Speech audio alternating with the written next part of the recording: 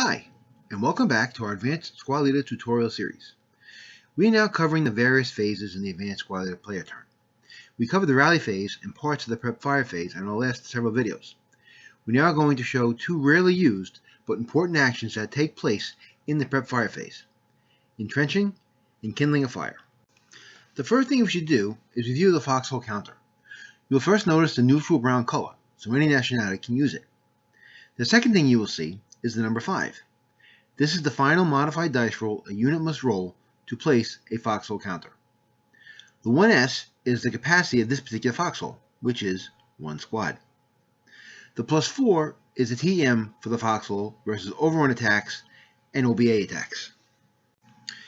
If you're getting overrun by a King Tiger or dodging 100mm OBA, a foxhole is a great place to be. The +2 is the foxhole TEM against direct fire. There are several general notes about foxholes you should be aware of. First is that foxholes can be placed in any terrain except paved, sunken, elevated roads, bridges, runways, marshes, crag, stream, water obstacles, rubble, or building. Also, the only 5/8 inch counter that can go in a foxhole is a mortar, and it must be dismantled to enter or leave the foxhole. In our example, the Russian 447 wishes to entrench during its prep fire phase. To do this, the unit cannot have done anything else during the prep fire phase. The Russian player designates the squad for entrenchment attempt. It will succeed on a dice roll of less than or equal to 5. There are several modifiers to the dice roll. Russians receive a -1 to the dice roll. Furthermore, any unused leader can add his modifier to the roll as well. A half squad or crew must add +1 to its dice roll. So the Russian 447 and the 8-1 leader will create a 1 squad foxhole on a dice roll of 7 or less. If the attempt does not succeed, the attempting unit receives a -1 labor status. If the attempt is successful, a 1 squad foxhole is placed on top of the unit if there was no foxhole present.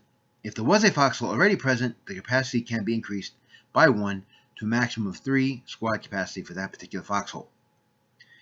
Regardless of the outcome, the unit is placed under a TI marker. So the dice roll of 6 shown, the squad has dug a 1 squad foxhole and is placed under a TI marker for the rest of the turn. The last thing we will cover in the prep fire phase before firing is the kindling attempt. Kindling may be attempted by any good order infantry counter that starts a turn in burnable terrain, as long as it is accompanied by a good order leader who passes an NTC check, which is a normal morale check. In this case, our non-2 leader rolled a 5. This attempt will be successful if the squad is able to roll equal to or above the kindling number of the terrain they are in. In this case, the 447 squad and the 9-2 leader are attempting to kindle a fire in the wooden house they are in. A wooden house kindles on a final dice roll of 7 as per our terrain chart. Any leader that directs the attempt will add the reverse of his modifier to the attempt. So, a -2 DRM leader will add 2 to the kindling attempt. In our example, we will assume normal climate conditions so that the final dice roll of the squad needs to kindle a flame in the wooden house would be a 7 or higher. You would add +2 to the kindling roll because of the 9-2 leader directing him. So in essence, on a dice roll of 5 or higher, the house will have a flame in it. Once the attempt is made, whether successful or not, the involved units are placed under a prep fire marker. There is a -2 dice roll modifier to the roll for a single man counter attempting to start the fire, and a -1 to the roll for a half squad attempting. This finishes our video on the non-firing actions of the prep fire phase. Hope you found it enjoyable and useful.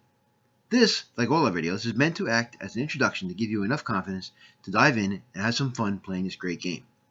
The best way to learn this game is to play and don't worry about making mistakes. Learn from a more experienced player or go to one of the many tournaments around the country, like the Nor'easter in Boxborough, Massachusetts, or the New York State ASL Championships in Albany, New York. If you like this and our other videos, like us on YouTube and subscribe to our channel.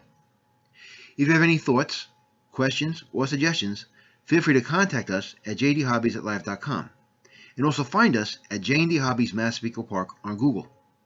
And like always, thanks for watching.